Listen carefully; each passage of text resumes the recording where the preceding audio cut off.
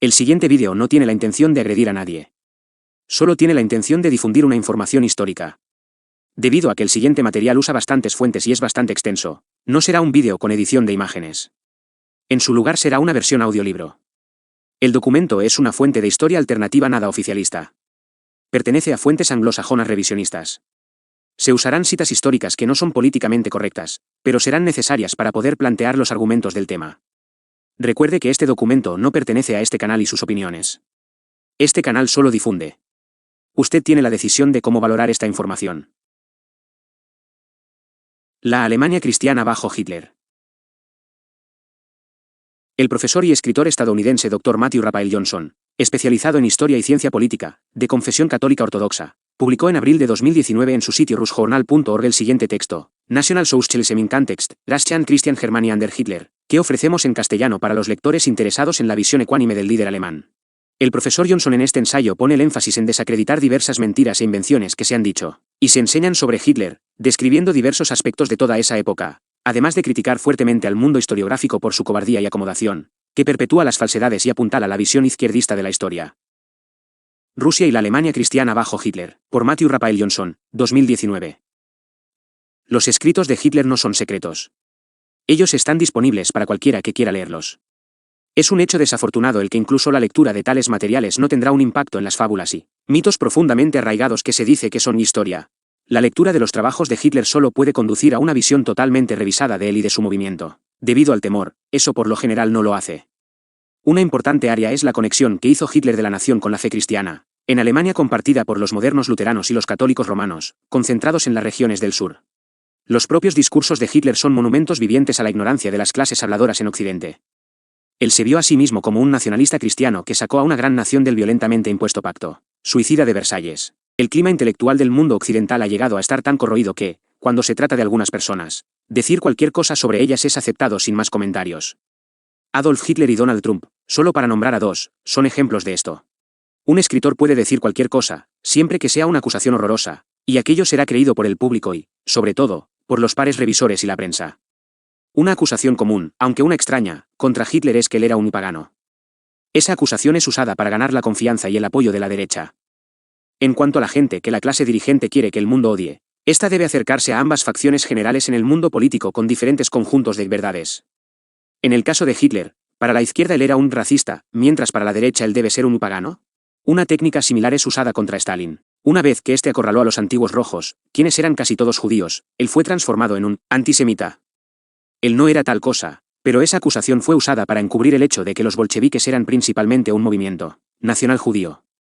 De la noche a la mañana, Stalin se convirtió en un nacional comunista, a pesar de que la izquierda judía apoyó al estalinismo desde el primer día. La verdad para la clase dirigente es siempre estratégica, ella es coherente a costa de la consistencia.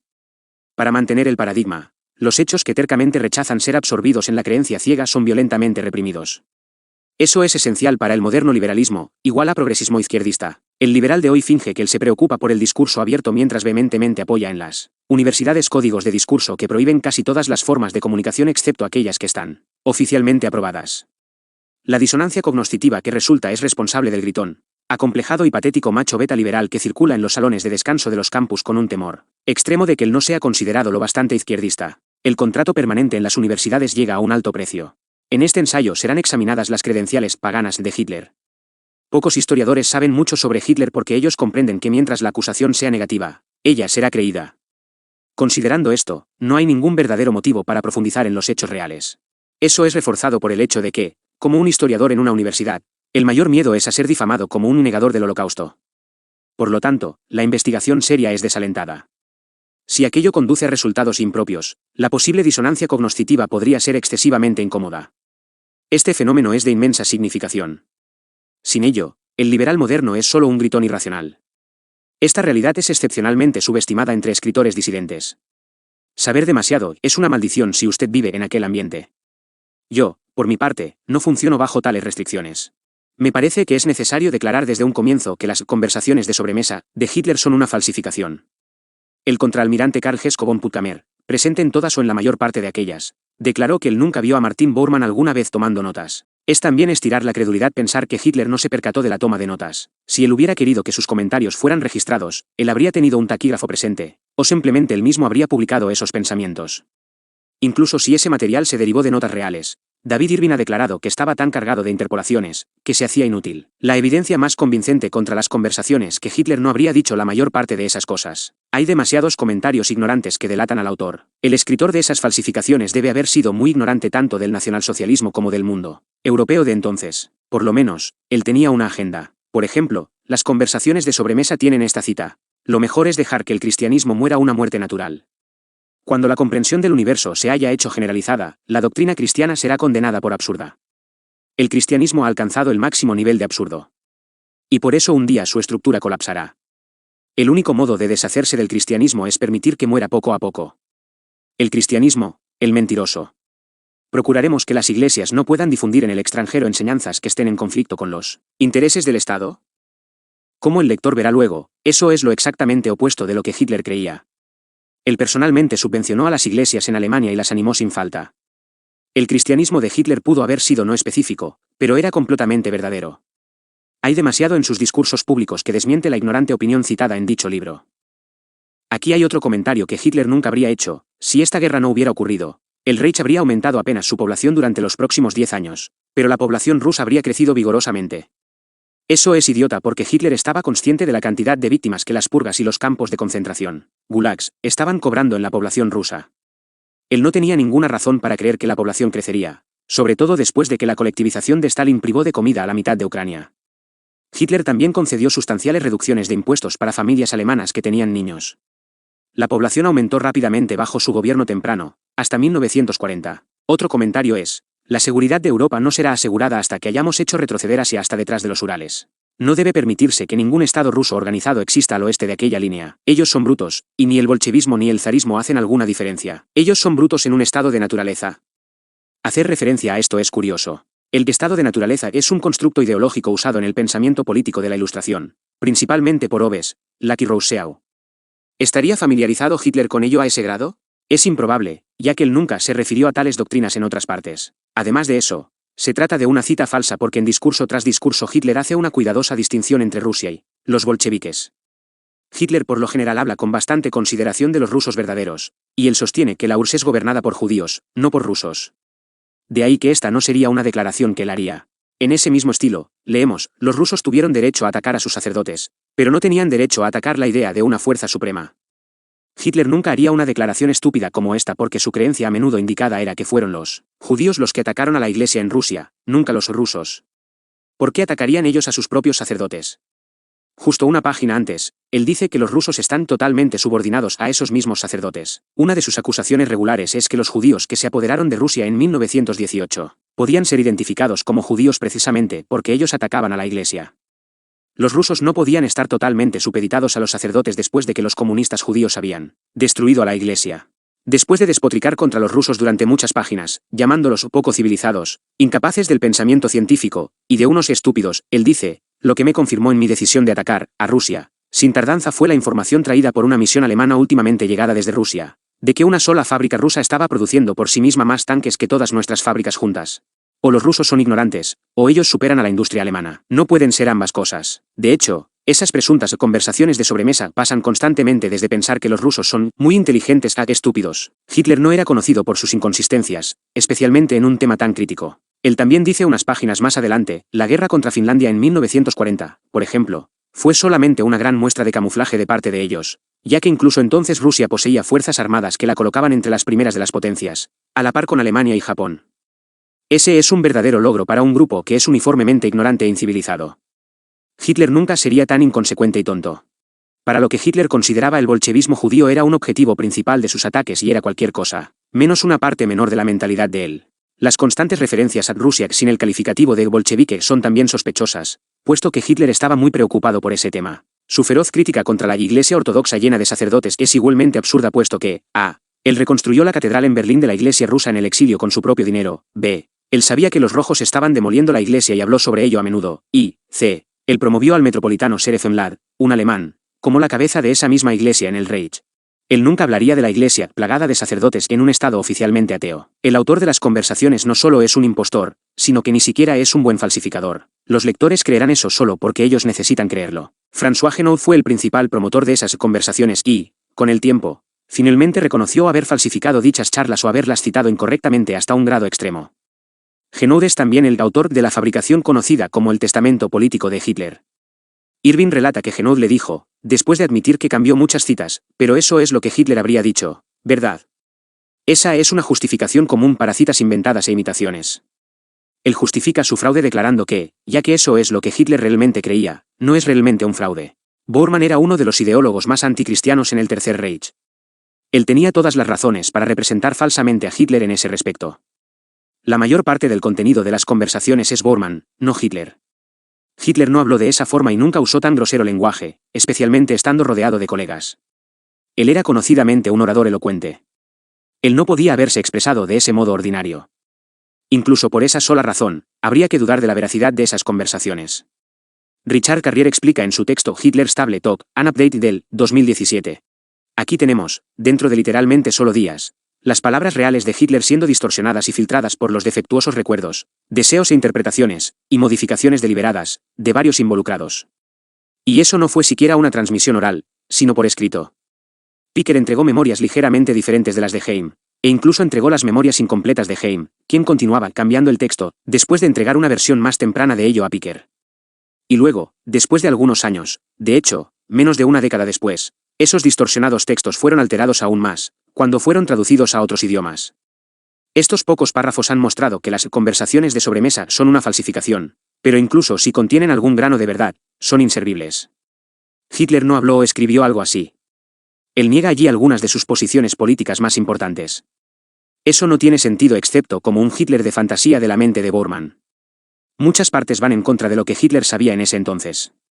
Esas conversaciones no solo no pasan siquiera una prueba básica de consistencia interna, sino que muestran una ideología totalmente en desacuerdo con los discursos, los escritos y las políticas de Hitler. Es por lo tanto rechazado como material fuente. La Segunda Guerra Mundial fue por lejos el acontecimiento más significativo de los últimos 200 años. Nada en el planeta Tierra fue alguna vez lo mismo, sobre todo en términos de ideología política. Nada tiene éxito como la victoria en la guerra. El oponente es casi subconscientemente desacreditado ideológicamente por todos los bandos una vez que sufre una derrota tan total y omniabarcante como las de Alemania y Japón en 1945. Stalin y Roosevelt y Truman entonces dividieron el mundo entre las fuerzas aliadas de la izquierda, liberalismo y marxismo. El nacionalismo y el conservadurismo tradicional fueron relegados a los márgenes de la sociedad. Debería ser notado, dado el patrocinio oficial, que no le ocurrió lo mismo al leninismo después de 1990, lo que demuestra cuán artificialmente ha sido apoyado el izquierdismo. El escritor nacionalsocialista James Miller resumió bastante bien la naturaleza de la Segunda Guerra Mundial en su artículo de 2011, Si Hitler hubiera ganado la Segunda Guerra Mundial, tendríamos un mundo mejor y más justo hoy, publicado en línea en el blog Immigration, Global Sachen, Political Correctness, The Jewish Elites Attack on the Western World. Él explica con alguna profundidad lo mencionado. Sin embargo, en el análisis final, la Segunda Guerra Mundial fue esencialmente una guerra entre dos ideologías competidoras, nacionalismo versus internacionalismo con globalismo. Adolf Hitler y sus aliados lucharon para preservar el concepto de nacionalismo, no solo para los alemanes sino para todos los pueblos en todo el mundo. El nacionalismo realmente significa la soberanía de un pueblo étnico y el derecho de tal pueblo étnico nacionalistas, dentro de su propio país con fronteras, a la autodeterminación. ¿Qué se quiere decir con autodeterminación? La autodeterminación solo significa que un pueblo étnico conserva su cultura y herencia únicas y persigue sus objetivos colectivos como un pueblo único.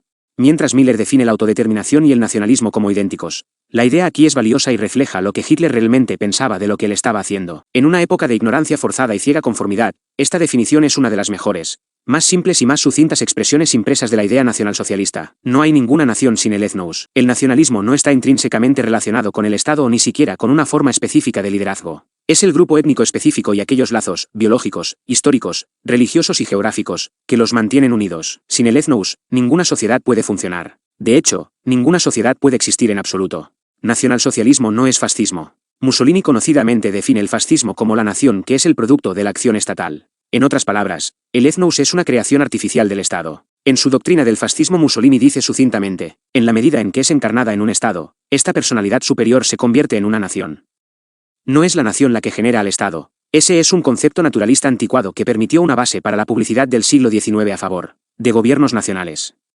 Más bien es el Estado el que crea la nación, confiriendo la abolición y por lo tanto vida real a un pueblo hecho consciente de su unidad moral. Esto se diferencia radicalmente de la idea de Hitler del nacionalismo. Para él, el Ethnos es difícilmente artificial. Mientras la doctrina de Mussolini puede ser interpretada de varios modos, Este no podía ser más claro en cuanto a que la nación, es decir, un grupo étnico, es inexistente sin el Estado que lo trae a la vida.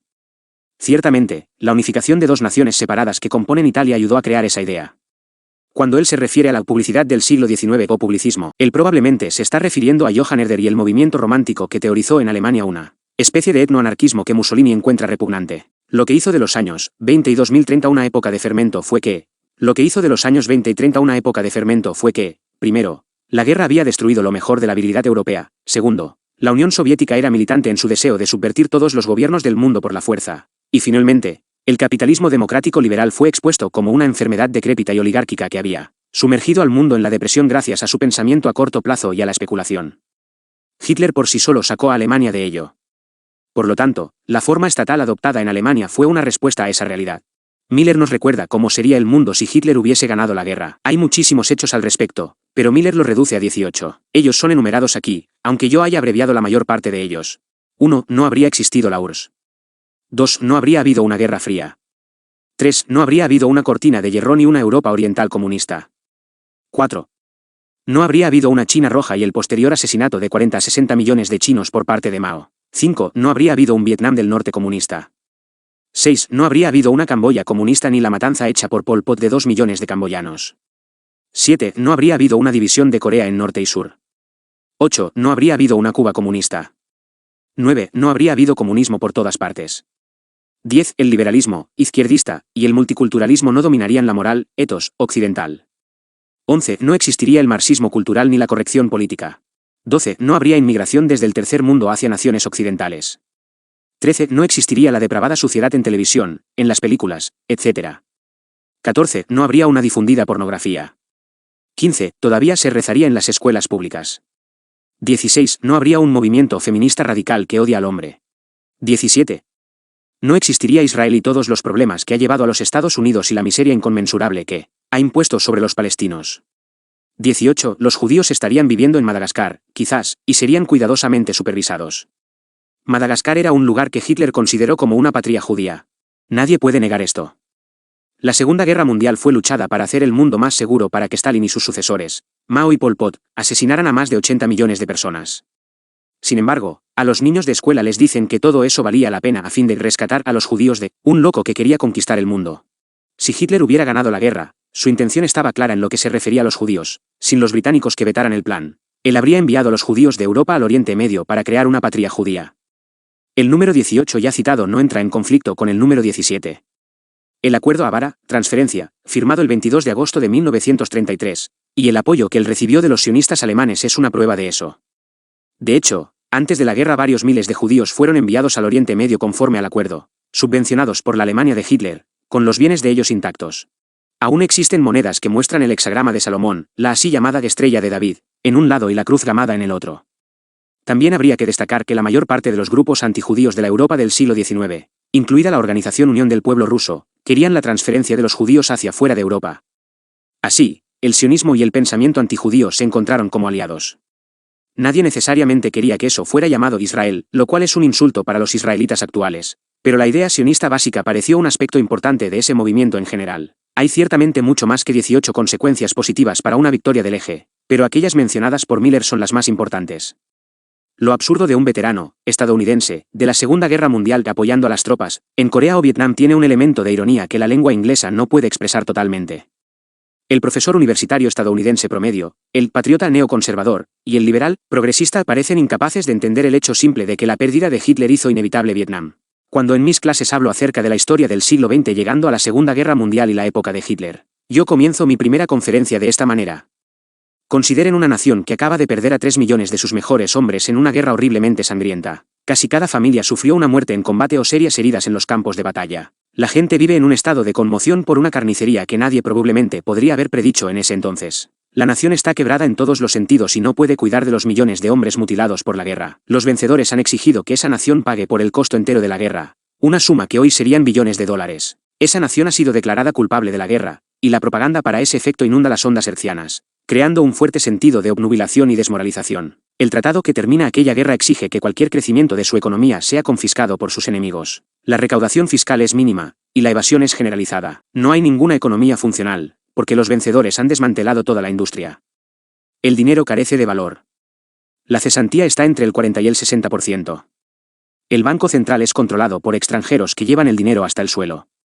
Los disturbios convulsionan las calles casi cada semana, y quienes aplican la ley han perdido todo el control. No hay ninguna fe en las instituciones políticas. La legislatura es ineficaz y está profundamente dividida. La tasa de natalidad ha colapsado. Al este, un enorme imperio de tamaño muchas veces mayor que esa nación procura destruirla, y lo dice en voz alta. De hecho, sus enemigos ya han ocupado partes estratégicas del país, y otras regiones parecen a punto de caer también. Al oeste, las partes económicamente importantes de ese país también han sido ocupadas. Cualquier cosa de valor ha sido tomada, y los enemigos de ese país han dejado claro que, para que ella no sea una amenaza otra vez, será convertida en una economía pastoril usada para trabajo y recursos. Por supuesto, no hay ningún ejército, marina o fuerza aérea de los cuales hablar. El país es gobernado por una pequeña oligarquía que controla su riqueza restante a cambio de hacer cumplir el tratado que mantiene a aquella nación en la esclavitud. La moralidad ha colapsado. La cultura ha colapsado. La virtud cívica ha colapsado. Reina la confusión. La primera revolución sexual del mundo ha sido lanzada por los enemigos internos de esa nación. La cultura y la religión de la nación han sido ridiculizadas y reducidas a algo de poco valor. Tengan presente también que la población está completamente consciente de que, solo hace unos pocos años, esa nación era una potencia temida tanto económica como militarmente y con una institucionalidad científica, considerada entonces y ahora como la mejor en el mundo. Ahora, usted ha sido recién elegido presidente de allí. ¿Qué hace usted? Muchos estudiantes universitarios no tienen conciencia de que estoy hablando de Alemania después de la Primera Guerra Mundial. El Tratado de Versalles decía todo lo que dije, y más. Al decir esto, los estudiantes de repente ven a Hitler no como un tipo malo de libro de historietas sino como un hombre desesperado que buscó todo el poder que pudo para arrancar a su nación lejos de esos buitres. Nadie en el universo hoy piensa que el Tratado de Versalles fue legítimo, pero en ese entonces fue visto como progresista. A fin de entender a cualquier líder o experiencia nacional, el historiador debe entenderlos como ellos se entendían a sí mismos. La historia es el análisis de contextos. Las modas ideológicas contemporáneas y las cuestiones, generadas por los medios de comunicación no pueden ser impuestas a esos acontecimientos. Eso es lo contrario del conocimiento académico. Para combatir aquello es para lo que existe la investigación académica. No obstante, el único objetivo de las universidades bajo el actual régimen de posguerra es la justificación de la doctrina izquierdista y globalista. No piense que yo he evitado hacer esta pregunta precisa y larga a otros profesores. Ellos tampoco han considerado nunca a Hitler en este contexto. Hitler, sea que usted lo ame o lo odie, llevó a cabo lo imposible. En unos pocos años, Hitler ayudó a transformar ese desastre y lo convirtió en una de las naciones más prósperas, unificadas, energéticas, culturalmente significativas y militarmente temidas en el mundo. Ni una sola palabra de lo anterior es falsa, y no puede ser negado ni siquiera por el polemista más rabiosamente anti-Hitler. Mis conferencias son objetivas. Mi finalidad es expresar una ideología, una escuela filosófica o un acontecimiento histórico de la manera en que los actores mismos lo entendieron, no de acuerdo con tendencias ideológicas modernas. Yo nunca he usado alguna vez la retórica editorial en mis clases, a diferencia de mis colegas, algunos de los cuales consideran sus salas de clases como sus propios campos de reeducación, las cuales, de hecho, lo parecen. Sin embargo, se dice que esta objetividad es mi gran pecado. No negamos su capacidad, declaran uniformemente mis detractores académicos, solo que no nos gusta dónde sus preguntas todas parecen conducir a los estudiantes. Me apena decir que eso fue dicho sobre mí directamente por el jefe de departamento después de uno de mis despidos. Esta es una cita directa, pero en mis 22 años de enseñanza he escuchado eso media docena de veces en varias universidades cuando me muestran la puerta de salida. En las ciencias sociales y las humanidades, los estudiantes no son educados sino que son adoctrinados. Las universidades están basadas en una falsa publicidad y fraude, pero ya que la educación no se refiere a nada, una universidad no puede ser demandada por ello. Una vez, me dijeron por escrito que preguntar por qué Hitler no usó gas tóxico para luchar contra los rusos una vez que la guerra estaba perdida no es investigación académica digna de ese nombre aquí. Lamentablemente, ya no tengo ese documento, pero probablemente todavía exista el archivo en algún sitio. La ideología de Hitler ha sido completamente inventada por esa misma clase de fraudes con contrato permanente. Cualquier invención es aceptable y entra en textos examinados por pares como un hecho. La oposición a esa fantasía se encuentra con amenazas de violencia y terminación de empleo. Sé de eso por experiencia propia. Eso me ha costado mi carrera. Independientemente de sus espumarajos en la boca, los hechos permanecen obstinados, y mi conciencia permanece clara. Quiero destacar que el profesor que pronunció las susodichas palabras dimitió ese mismo semestre. De hecho, aquella universidad tuvo que continuar negando eso, tan generalizado era el sentimiento. En vez de la fantasía, el Hitler real era completamente diferente. Cuando el Ejército Rojo comenzó a acercarse a Berlín, Hitler declaró: "El Dios Todopoderoso ha hecho nuestra nación. Al defender su existencia defendemos su obra. El hecho de que esta defensa esté llena de incalculable miseria, sufrimiento y privaciones nos hace aún más unidos a esta nación. Pero esto también nos da aquella fuerza que vamos a necesitar para cumplir nuestro deber hasta en la lucha más crítica. Es decir, no solo cumplir nuestro deber hacia los alemanes decentes y nobles, sino también nuestro deber hacia aquellos pocos infames que le dan su espalda a su propio pueblo". 30 de enero de 1945. Esto representa el pensamiento maduro de Hitler en la materia. Aquí es muy tarde en la guerra y Hitler estaba solo a unos meses de cometer suicidio, y él estaba consciente de lo que los soviéticos iban a hacer una vez que ellos alcanzaran Berlín. Decir que Dios hizo a la nación alemana equivale a decir que las naciones derivan de la voluntad de Dios y son una parte de la creación. Ellos representan una especie de hombre, de manera no diferente que en el reino animal. Mucho antes, atacando la cultura del estado de Weimar que ya describí, él dijo: "Y la cultura mientras tanto no recibió ningún apoyo. En vez de eso, fue abandonada al reinado arbitrario de ideas y distorsiones enloquecidas. La religión, también, tuvo que tomar un asiento de atrás. En esos 15 años, ni un solo inglés recordó los ideales cristianos de la caridad o del amor por el prójimo. Esos caballeros fueron de paseo no con la Biblia bajo sus brazos sino con el Tratado de Versalles en la mano como su Biblia. Aquel contenía aquellos 440 artículos, todos los cuales representaban una carga, una obligación, una acusación y una extorsión de Alemania. La Sociedad de Naciones garantizó ese Versalles. Aquella no fue una asociación de naciones libres e iguales. No fue ni siquiera una sociedad de naciones, su padre fundador le rechazó reconocimiento desde el principio. Fue una supuesta sociedad de naciones con la única intención de garantizar el más vil de todos los dictats. Su misión era obligarnos a cumplir ese dictat. 30 de enero de 1940. Hitler era popular porque él era el único político que estuvo dispuesto a arriesgar su vida al hablar así. Él estuvo en lo correcto en todos los puntos, y, de ser encarados, todos los escritores anti-Hitler se verán obligados a conceder lo obvio. Como, los juicios de Nuremberg más tarde, la República de Weimar fue la creación de la justicia del vencedor y no tuvo nada que ver con la rectitud en ningún sentido reconocible.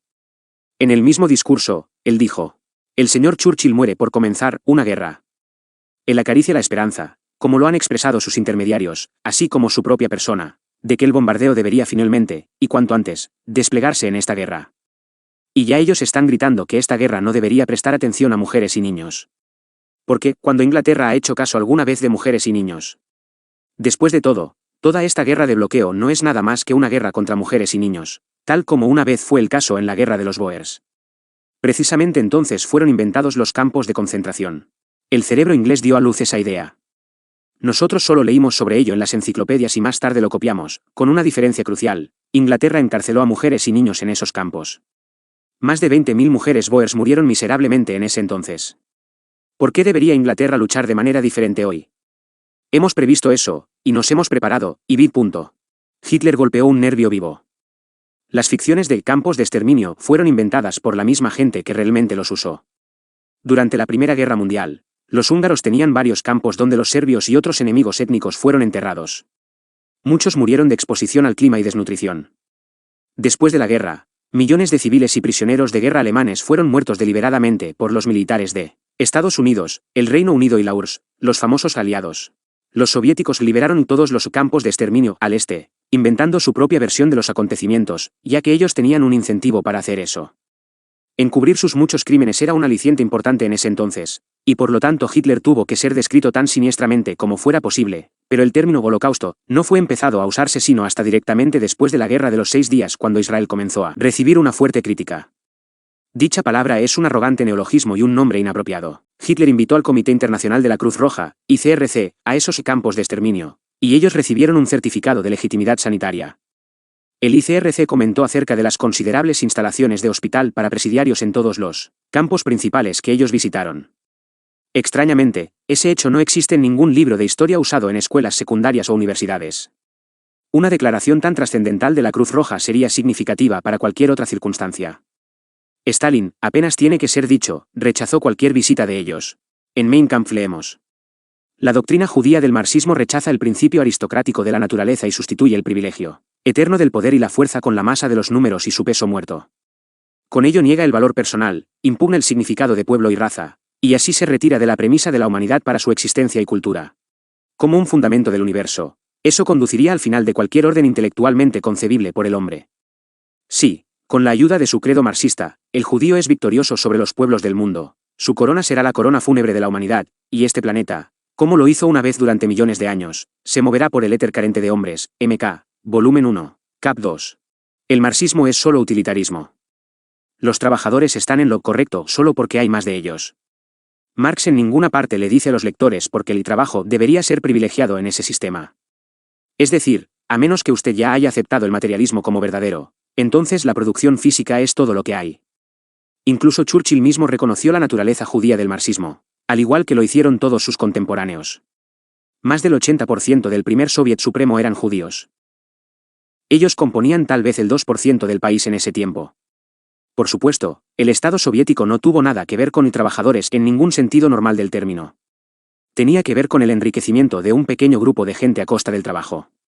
En contraposición a eso, Hitler tempranamente dijo: el gobierno nacional, de Alemania, considerará como su deber prioritario revivir en la nación el espíritu de unidad y cooperación. Se preservarán y defenderán aquellos principios básicos sobre los cuales nuestra nación ha sido edificada. Ellos consideran al cristianismo como el fundamento de nuestra moralidad nacional, y a la familia como la base de la vida nacional.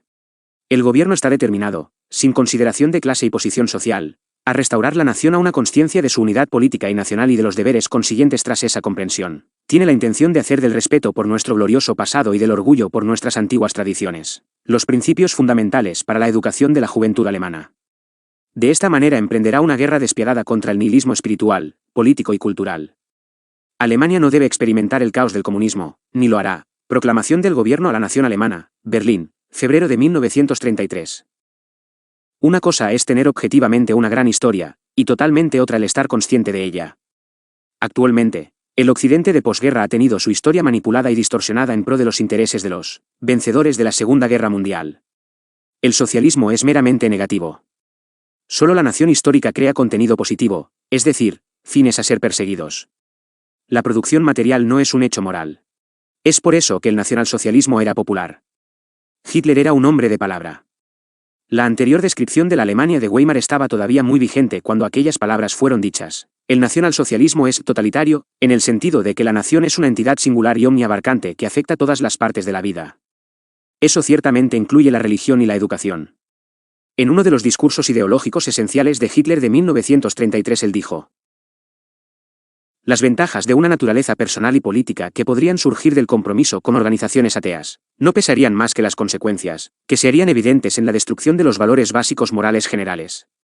El gobierno nacional considera a las dos confesiones cristianas, católica y protestante, como los factores de más peso para el mantenimiento de nuestra nacionalidad. El gobierno respetará los acuerdos concluidos entre él y los estados federales. Sus derechos no han de ser infringidos. Pero el gobierno espera que el trabajo de regeneración nacional y moral de nuestra nación que él ha hecho su tarea será, por otra parte, tratado con el mismo respeto. Él adoptará una actitud de justicia objetiva hacia todas las otras confesiones. Pero no puede permitir que el hecho de pertenecer a una cierta confesión o a una cierta raza deba constituir una liberación de las obligaciones legales generales, o incluso una licencia para actuar con impunidad o la tolerancia de delitos. Será preocupación del gobierno mantener una honesta cooperación entre Iglesia y Estado. La lucha contra visiones materialistas y en favor de una verdadera comunidad nacional está en el interés de la nación alemana tanto como del bienestar de nuestra fe cristiana. Discurso al Reichstag, 23 de marzo de 1933. La unidad de la nación vino primero en un tiempo de crisis extrema. Ninguna facción cristiana tenía algún interés en otra cosa. Hitler claramente sostiene aquí que el cristianismo no existe en un vacío.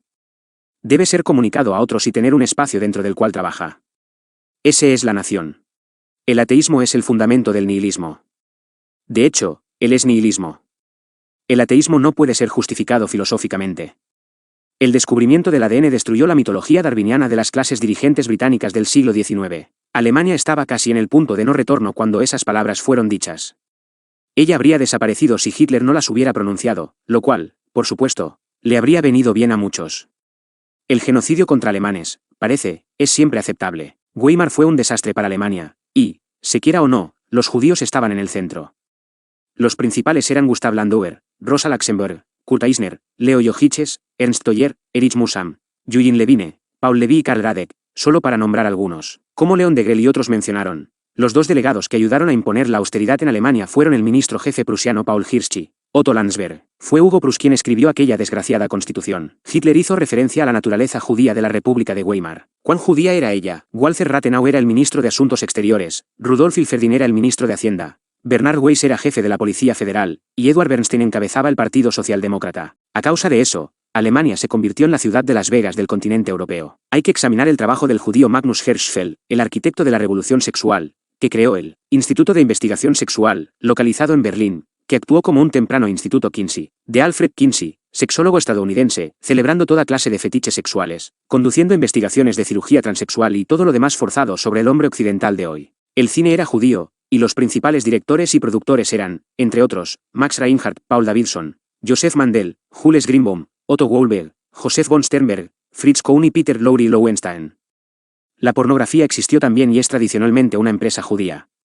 En Alemania, ella estaba en las manos de Kurt Tucholsky, entre muchos otros judíos. La prensa estaba bajo el control de, entre otros, Theodore Wolff, Jory Bernard y Rudolf Mosse. Tenga presente también que todo eso fue hecho bajo el dominio de una economía derrumbada. Una de las acusaciones más absurdas puestas a los pies de Hitler es que él invadió Polonia y comenzó la Segunda Guerra Mundial. Eso es absurdo porque el ejército de Polonia era de aproximadamente 4 veces el tamaño del de Alemania entonces. Hitler estaba consciente de que sus fuerzas estaban difícilmente preparadas para una batalla contra un enemigo importante y militante, y por lo tanto, los acuerdos siempre eran necesarios. Alemania tenía pocas opciones, pero pronto los aliados, mientras daban asistencia a Stalin para su invasión de Polonia durante el mismo día en septiembre de 1939, comenzaron la guerra con ese pretexto. Entonces, en una de las ironías históricas más demenciales de todos los tiempos, ellos terminaron no obstante entregando el país entero a Stalin en 1946. Hitler veía a Cristo como un guerrero en favor de la justicia, no demasiado lejos de sus propias penalidades sufridas durante Weimar. Hitler se veía a sí mismo como continuando la obra de Cristo en el plano social. Aquellos que creen que él era alguna clase de ateo o pagano son demasiado ignorantes o perezosos para leer. Hitler comprendió la verdad de que Cristo no era algún hippie de pelo largo sino más bien un profeta arduo, extremista, a menudo desagradable y feroz, que condenó a un grupo entero de gente, es decir, a los precursores de los rabinos, los fariseos y otras élites de falsos israelitas. Hoy, Cristo en Alemania estaría en una prisión por incitar el odio étnico. El desprecio de Cristo hacia los fariseos, de quienes el Talmud se deriva, era tan rudo e intransigente como honesto. Si bien el comentario de Hitler de que estos son la misma gente judía, es solo verdadero en un sentido ideológico, la verdad del sentimiento total permanece. En aquel mismo discurso, él declaró: y si hay algo que podría demostrar que estamos actuando correctamente, es la angustia que diariamente crece. Ya que como cristiano tengo también un deber para con mi propio pueblo. Y cuando contemplo a mi pueblo lo veo trabajar y trabajar duro, y al final de la semana tiene por su salario solo penuria y miseria. Cuando salgo por la mañana y veo a esos hombres haciendo sus colas y miro sus caras cansadas, entonces creo que yo no sería cristiano, sino un demonio, si no sintiera ninguna compasión por ellos, si yo no me volviera, como hizo nuestro Señor hace 2000 años, en contra de aquellos por quienes hoy esa pobre gente es saqueada y explotada. La política social fue determinada en no pequeña parte por el Nuevo Testamento. La compasión por el débil es una parte del programa nacionalsocialista, y todos los mitos modernos sobre Hitler se caen a pedazos. Es chocante notar cuán radical esto fue considerado entre los derechistas alemanes de entonces, pensando que Hitler estaba predicando alguna clase de bolchevismo. Unos meses más tarde, él dijo: tal como el judío pudo incitar una vez a la muchedumbre de Jerusalén contra Cristo, del mismo modo hoy él debe tener éxito en incitar a la gente que ha sido engañada hasta la locura para atacar a aquellos que, la pura verdad, procuran tratar con este pueblo en completa honestidad y sinceridad. Y así él comienza a intimidarlos, y él sabe que esa presión en sí misma es suficiente para cerrar las bocas de cientos, sí, de miles. Múnich, julio de 1922. En el Domingo de Ramos, la población israelita elogió a Jesús hasta los cielos, llevándolo a Jerusalén como un salvador. En un pánico, los fariseos, nuestros talmudistas, necesitaron actuar fraudulentamente para tener a esa misma gente guardando silencio con respecto a él, o condenándolo, lo que sucedió menos de una semana más tarde. La democracia política es imposible cuando tal gente es poderosa dentro de ella. En su introducción al discurso de Hindenburg con motivo de la apertura del Reichstag el 21 de marzo de 1933, Hitler dijo: el lugar en el cual estamos congregados hoy reúne memorias de la Prusia de antiguos días que llegó a ser grande en el temor a Dios por cumplimiento del deber, coraje incondicional y patriotismo desinteresado, principios que han soldado a los pueblos alemanes en una sola nación. Pueda el espíritu de este santificado lugar inspirar a los hombres de hoy, que pueda liberarnos de preocupaciones egoístas y luchas partidarias y unirnos en un sentimiento de devoción a lo mejor de nuestras tradiciones nacionales y renovación espiritual para el servicio de una Alemania orgullosa, libre y unida. La nación no es una cosa simple. La tradición es la combinación de la ley, la teología y el Estado endurecido en los fuegos de tiempos difíciles y duras realidades. Hitler nunca redujo la nación al mero Estado. En Stuttgart en 1933, él respondió a un crítico muy poderoso que dijo que su movimiento era anticristiano, una acusación escuchada diariamente hoy, y ahora el Staatspräsident Wolf dice que el cristianismo y la fe católica son amenazados por nosotros. Y a aquella acusación puedo contestar. En primer lugar, son cristianos y no ateos internacionales los que ahora están a la cabeza de Alemania. Yo no simplemente hablo del cristianismo, no, también profeso que nunca me aliaré con los partidos que destruyen el cristianismo. Si muchos desean hoy tomar al cristianismo amenazado bajo su protección, ¿dónde? Yo preguntaría, ¿estuvo el cristianismo para ellos en estos 14 años cuando ellos estuvieron solidarizando con el ateísmo? No, nunca y en ningún tiempo fue hecho un mayor daño interno al cristianismo que en estos 14 años cuando un partido, teóricamente cristiano, se sentó con aquellos que negaban a Dios en el mismo gobierno. Solo unos años más tarde, Stalin chocó contra Alemania e impuso el ateísmo más violento a la parte este de Alemania, incluyendo Prusia. Sin embargo, incluso con esa realidad en la cara de los corruptos judeo-cristianos, sus bocas no se detuvieron. En la mente estadounidense, no hay ninguna conexión entre derrotar a Hitler en 1945 y el dominio de la extrema izquierda sobre el globo entero. En abril de 1923, Hitler dijo en Múnich: antes de 1914 había dos estados sobre todos los demás, Alemania y Rusia, que impedían que el judío alcanzara su objetivo, el dominio del mundo. Allí no todo lo que ellos ya poseían en las democracias occidentales estaba en manos de los judíos. Aquí ellos no eran los únicos señores en la vida económica e intelectual. Aquí también los parlamentos no eran todavía exclusivamente instrumentos del capital judío y de la voluntad del judío. En ambos pueblos todavía vivía el sano instinto del desprecio por el judío, y había un peligro real, para los judíos, de que en esas monarquías pudiera surgir un día un Federico el Grande, un Guillermo I, y de que aquella democracia y un régimen parlamentario pudieran ser enviados al diablo. Entonces los judíos se hicieron revolucionarios, la república debería llevarlos a la riqueza y al poder. Ese objetivo ellos lo disfrazaron. Ellos gritaron, abajo con las monarquías, que sea entronizado el pueblo soberano. No sé si hoy uno podría aventurarse a llamar soberano al pueblo alemán o ruso. Al menos uno no puede ver ningún rastro de ello. Lo que el pueblo alemán puede rastrear, sin embargo, lo que cada día está ante sus ojos en la forma más grosera, es el libertinaje, la glotonería, la especulación que gobierna sin freno, las abiertas burlas del judío. Los más simplistas entre nosotros por lo general gritan que Hitler quería conquistar el mundo. Pero, nuevamente, la verdad básica no penetra. Gran Bretaña gobernaba realmente el mundo en ese tiempo. Combine los bancos de los Países Bajos, el Reino Unido y Francia, y nada en el mundo estaba fuera de su dominio. Más que cualquier otra cosa, las ideas en ese discurso fueron lo que puso en contra de Hitler a los judíos no sionistas de entonces. No había nada nuevo sobre eso, ya que la mayor parte de los alemanes, incluidos muchos izquierdistas, aceptaron eso como verdadero. Empíricamente, los comentarios de Hitler son verificables, lo que lo hizo tanto más peligroso para la clase dirigente. Acerca de la cuestión de Rusia ha habido también una gran mitología. ¿Veía Hitler a los rusos como una especie inferior? En un comentario temprano, ya citado, Hitler dijo: antes de 1914 había dos estados sobre todo, Alemania y Rusia, que impedían al judío alcanzar su objetivo, el dominio del mundo. Aquí no todo lo que ellos ya poseían en las democracias occidentales estaba en manos de los judíos. Múnich, 1922. Si este paso de parte de Alemania ha causado una comunidad de intereses con Rusia, eso es debido no solo a las semejanzas de los problemas que afectan a los dos estados, sino también a la similitud de las conclusiones a las cuales ambos estados habían llegado en cuanto a su futura relación. En mi discurso en Danzig, ya declaré que Rusia estaba organizada sobre principios que se diferencian de aquellos que tenemos en Alemania.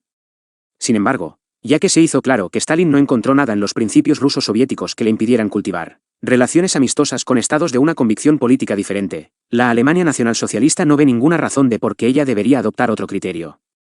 La Unión Soviética es la Unión Soviética, y la Alemania nacionalsocialista es la Alemania nacionalsocialista.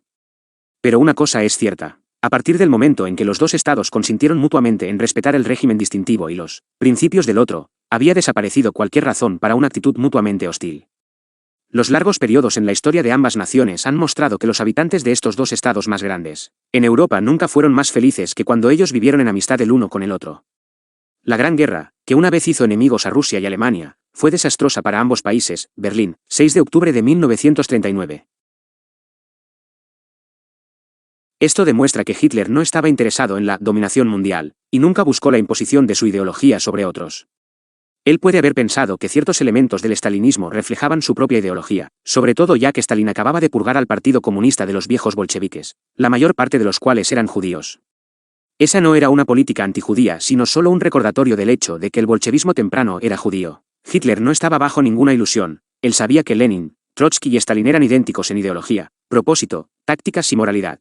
Económicamente, la Alemania de entonces se había hecho a sí misma, pero la URSS fue construida en base a la inversión extranjera del oeste. Como he declarado muchas veces, Anthony Sutton hace mucho tiempo demostró que la industrialización de la URSS no tuvo nada que ver con la URSS y todo, con capitalistas extranjeros que se alinearon para construir el socialismo. Esto no debería constituir ninguna sorpresa, ya que pocos en Occidente podrían definir un bolchevique. Aun si una pistola fuera apuntada a sus cabezas. En ese entonces, Alemania era lejos demasiado débil para atacar a la URSS. Cuando aquel discurso fue hecho, Stalin y Hitler habían terminado de dividir Polonia entre ellos. Mientras el ataque contra una Polonia mucho más fuerte en 1939 fue la causa de guerra con el oeste, el hecho de que los soviéticos habían atacado desde el sudeste no había sido considerado por nadie. La mayor parte de los escritores con respecto a este tema han olvidado hace mucho tiempo ese inconveniente hecho. El 22 de junio de 1941, cuando los ejércitos alemanes atacaron a la URSS, Hitler dijo en Berlín: "El pueblo alemán nunca ha albergado sentimientos hostiles contra los pueblos de Rusia". Sin embargo, durante más de 2 décadas los gobernantes judíos bolcheviques en Moscú habían estado procurando poner en llamas, no solo Alemania sino toda Europa. En ningún tiempo Alemania intentó alguna vez llevar su cosmovisión nacionalsocialista a Rusia, pero, por el contrario, los gobernantes de orígenes judíos bolcheviques de Moscú procuraron firmemente imponer su dominación sobre nosotros y otras naciones europeas, no solo por medios ideológicos sino sobre todo con la fuerza militar. Las consecuencias de la actividad de ese régimen fueron solamente el caos, la miseria y el hambre en todos los países. Es verdad que Hitler invadió varios países neutrales. Él invadió los Países Bajos un año antes para asegurar el flanco norte de Alemania. Si él no hubiera hecho eso, Alemania habría sido demasiado vulnerable en tierra. En enero de 1923 Francia y Bélgica juntas invadieron la significativa región alemana, industrial del Ruhr. Eso fue después de que los alemanes fueron incapaces de mantenerse al día con los pagos de reparaciones. Cualquier ataque contra Alemania de esas potencias, ahora en guerra con ella, pasaría a través de los Países Bajos. Lo mismo vale para Noruega. Esas invasiones no fueron hechas por diversión sino para impedir a los aliados usar esos estados como cabezas de puente contra el imperio alemán. Los alemanes querían usar los campos de aviación holandeses para bombardear Francia e Inglaterra y apoyar a sus propias tropas. Además, ellos querían usar los recursos agrícolas de los Países Bajos además de Alemania propiamente. Los holandeses también tenían un gran partido pro-alemán que dio la bienvenida a la invasión, un fenómeno que fue muy común. Los aliados declararon la guerra contra Alemania por su invasión de Polonia. Eso es humor negro ya que ellos fueron los mismos que la regalaron a Stalin unos pocos años después. Los aliados ignoraron muchas súplicas de Hitler para una alianza, o al menos de paz, mientras sus propias fuerzas se reunían en las partes del norte de Francia. A pesar de todo, Bélgica y los Países Bajos eran difícilmente neutrales, ya que ayudaban a los aliados a cada instante. Los alemanes querían usar los campos de aviación holandeses para bombardear Francia e Inglaterra y apoyar a sus propias tropas. Además, ellos querían usar los recursos agrícolas de los Países Bajos además de Alemania propiamente. Los holandeses también tenían un gran partido pro-alemán que dio la bienvenida a la invasión, un fenómeno que fue muy común. La URSS no solo impuso el leninismo en los países que conquistó sino que a menudo impuso la lengua rusa a la élite también, sobre todo mediante el sistema escolar.